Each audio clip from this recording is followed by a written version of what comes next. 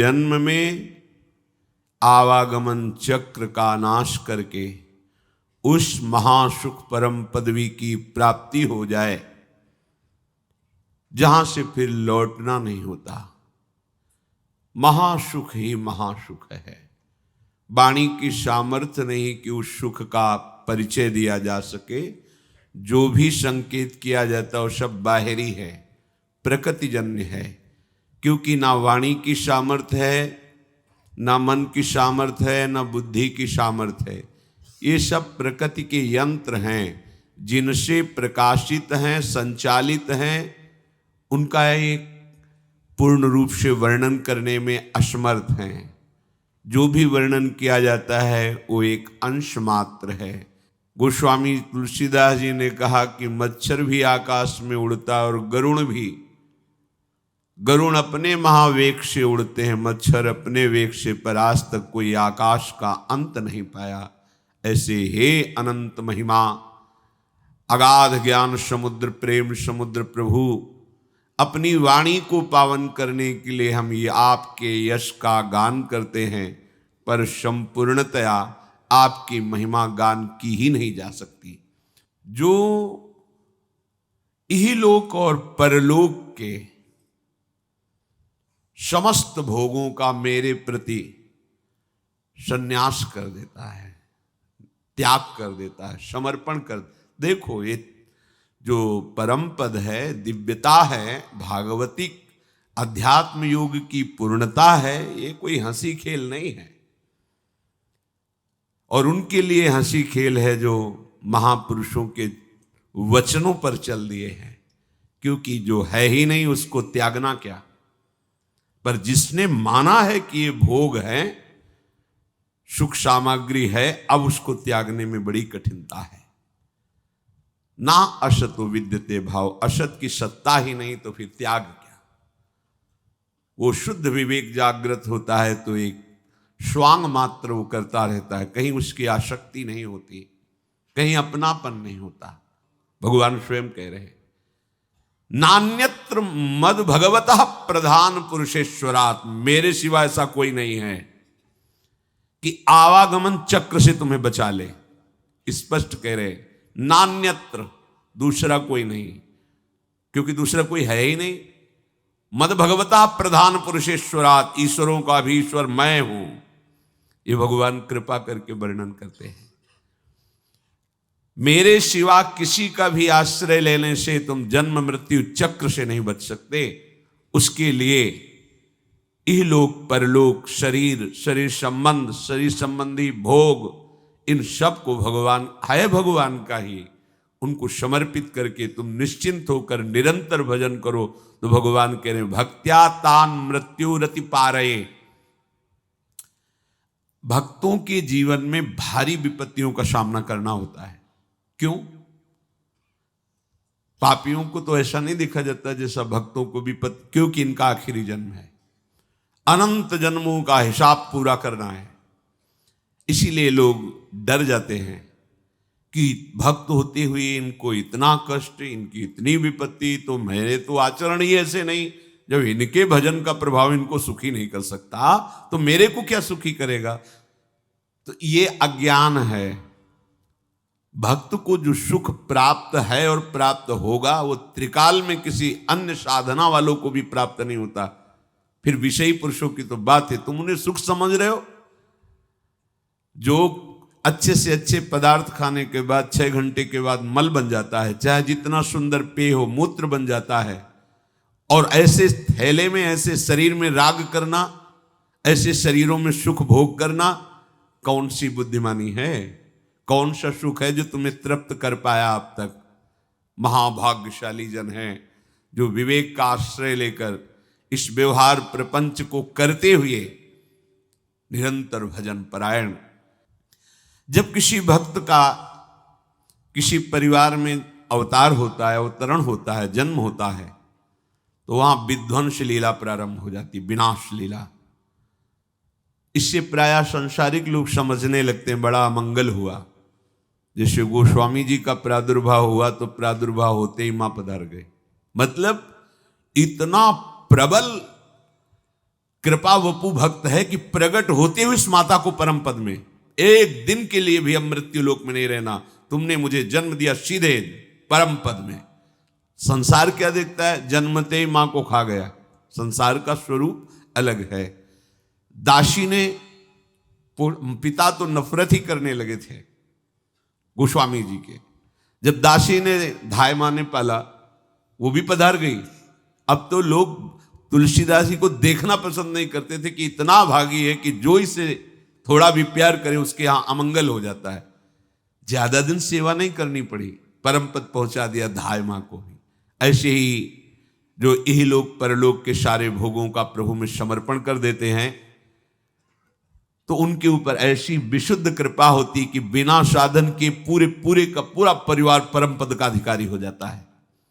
भगवान के भक्तों का जिस कुल में प्रादुर्भाव होता है, वो कुल, वो ग्राम, वो नगर, वो देश परम पूजनीय हो जाता है। नाम प्रसंग कहे तु उपदेश, जहां या धर्म धन्य सो देश, धन्य सो कुल जेहि जन्म भयो, धन्य सो तात धन्य सो माए।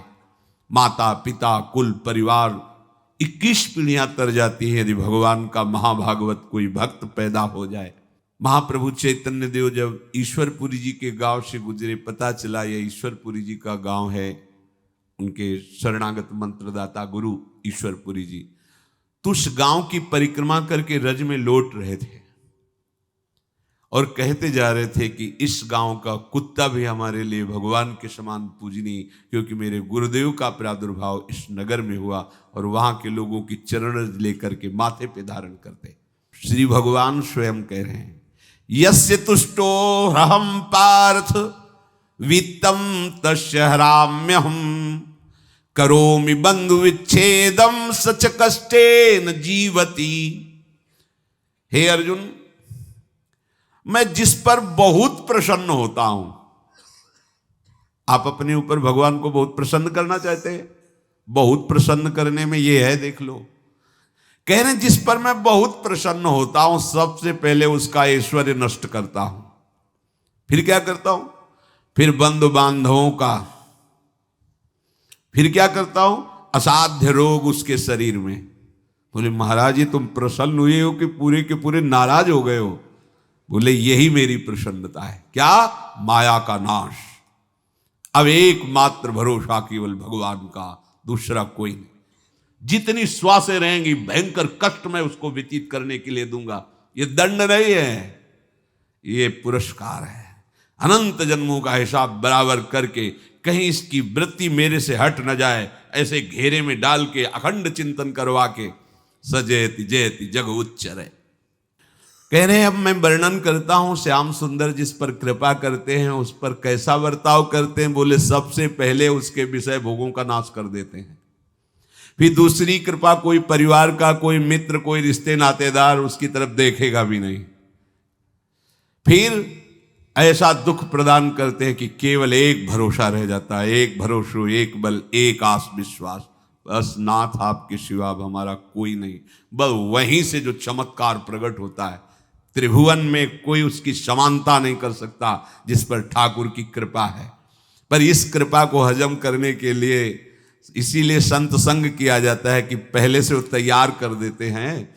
कोई भी कितना भी निर्दयी हो, अंदर से वो भले जल रहा है द्वेष के कारण, पर कहीं ना कहीं ये द्वेष आंतरिक राग का सूचक हो। वो भी भक्त को प्यार करता है, पर भक्ति ना होने के कारण वही उसका राग द्वेष में बदल जाता है।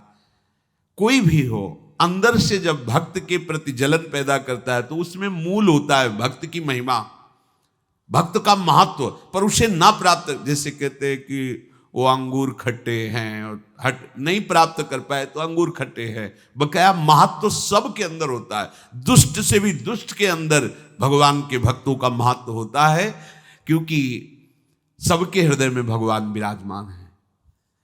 तो जो भगवान का भक्त है उससे द्रोह करने वाले को भी परम मंगल ही देते हैं भक्त। पर भक्ति में अनन्यता की आवश्यकता है। प्रारंभ इहलोक परलोक के सारे सुखों को भगवान के चरणों में समर्पित करके किसी व्यक्ति, वस्तु, स्थान का आश्रय नहीं होना चाहिए। कैसे जानोगे? कि आपके हृदय में किसी व्यक्ति वस्तु स्थान का आश्रय है या प्रभु का। क्योंकि जो इस तरह से निकल पड़े उनकी तो बात अलग है, लेकिन जो घर में रह रहे हैं, राज परिवार में रह रहे हैं या सुख भोग में रह रहे हैं, वो कैसे जानेंगे कि हमारा आश्रय भगवान का है कि नहीं।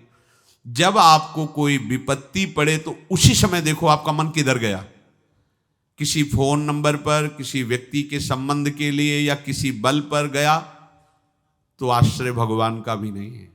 यदि सीधे भगवान पर गया, सीधे कहीं नहीं गया, सीधे भगवान पर, आश्रय भगवान।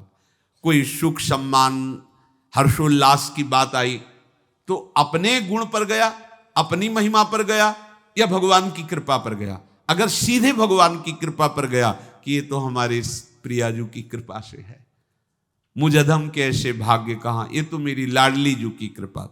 कोई विपत्ति आई, कोई परेशानी की बात नहीं, लाडली जो है ना, बस बड़े से बड़े सुख में और बड़े से बड़े दुख में, दोनों में हमारी चित्त की वृत्ति आराध्य देव की तरफ जा रही है, तो जान लो आपका भगवद आश्रय। और भगवद आश्रय है तो ये ऐसी चमत्कारमयी वृत्ति है कि इससे बड़ा कोई साधन नहीं। प्रायः इसका परिचय नहीं प्राप्त हो पाता। मदाश्रया एक दिन बोले भी थे, बहुत अमृत में शब्द है ये, बड़ी कृपा, पढ़ सब जाएंगे, पर मदाश्रया की स्थिति ये केवल कृपा पात्र को ही प्राप्त होती है। बिल्कुल महाप्रभु इसी का संकेत कर रहे हैं। दूरादपास स्वजनान सुखमर्थ कोटिम, सर्वेषु शब्द है, सर्वेषु साधनवरेषु चिरम निराशा। तो अब क्या हुआ, केवल गोरी चरणारविंद का आश्रय। तो बोले वर्षंत में वो सहजाद्भुत, सहज शब्द है, साधन शब्द नहीं। साधन के लिए तो कहा सर्वेषु साधन वरेश, जो श्रेष्ठ श्रेष्ठ सब साधन है उनका आश्रय नहीं। आश्रय किसका, भोरी गोरी किशोरी के चरणारविंद का, राधा नाम का आश्रय। तो क्या होगा, बोले इतने मात्र से ही वर्षंत में उस सहजाद्भुत सौख्य धाराम श्री राधिका चरण रेणु महम स्मरामी। इसी से प्रियाजू की प्रेम वर्षा आपके हृदय में हो जाएगी। हमें केवल आश्रय पर ध्यान देना है। आश्रय, यदि हम प्रभु को भूल गए तो आश्रय कैसा, यदि हम किसी की तरफ ऐसी वृत्ति रखी कि ये कभी काम आएगा तो आश्रय कैसा। बस ध्यान रखना है, अगर आप आश्रित हैं तो परम पद आपकी जेब में है, मान लो। बहुत गूढ़ दोहा है ये हरिराम व्यास जी का, काहू के बल भजन को काहू के आचार, व्यास भरोसे कुंवर के सोवत पाओ, भरोसो दृढ़ इन चरणन केरो। बस दृढ़ता पूर्वक हमारी महारानी जी के चरणों का आश्रय, और जिभ्या से राधा राधा राधा, कुछ दुर्लभ नहीं, देख लेना आप, कुछ दुर्लभ नहीं, सच्ची मान लीजिए। अंतर और बाहर से निहाल कर देंगे श्री जी। यही परलोक, हम नहीं कह रहे, हमारे आचार्य कह रहे, यही परलोक, यही परलोक, भक्ति सुख पावत नहीं कह रहे, सकल सुख पावत। शब्द को पकड़िए, तुम यही तो चाहते हो ना कि सारे सुख मुझे मिले। तो हरिवंश महाप्रभु हित सजनी जो प्रिया की निज अंग सेवी हैं, वो कह रही कि कसम से कह रहे, हमारी बात मान लो। कसम से सब कब बोला जाता है, जब लगता है पता नहीं है विश्वास करे कि ना करे, तभी नहीं कहा। मेरी शौ का मतलब जानते हो, यही कसम से कह रहे हैं, अगर हमारी बात मान लो ना, ई परलोक सकल सुख पावत, मेरी शौ भैया कृष्ण गुण संचु। श्री प्रियालाल के नाम का जब, प्रियालाल का आश्रय परम सुख प्रदान करने वाला है। चाहे जैसी विपत्ति आवे, चाहे जितना विरोध हो, चाहे जैसा दुख हो, घबराना नहीं। ये दुख विपत्ति ही हमारे प्रभु का साक्षात्कार कराने के लिए भेजी गई है, पक्का मानना। ये विपत्ति दुख आ रहा है, मानो प्रभु आने वाले हैं। जैसे अरुणोदय होता है तो पता चलता सूर्योदय होने वाला है, ऐसे जिस भक्त के जीवन में दुख विपत्तियां घेरने लगे तो जान लेना भगवत साक्षात्कार होने वाला है। प्रायः बड़े बड़े महाभागवतों के जीवन में जब भगवत साक्षात्कार का समय आया तब, देखो प्रताप राय जी का चरित्र सुनाया था एक बार, कि उनको छल से लोगों ने फंसाकर जेल भेज दिया।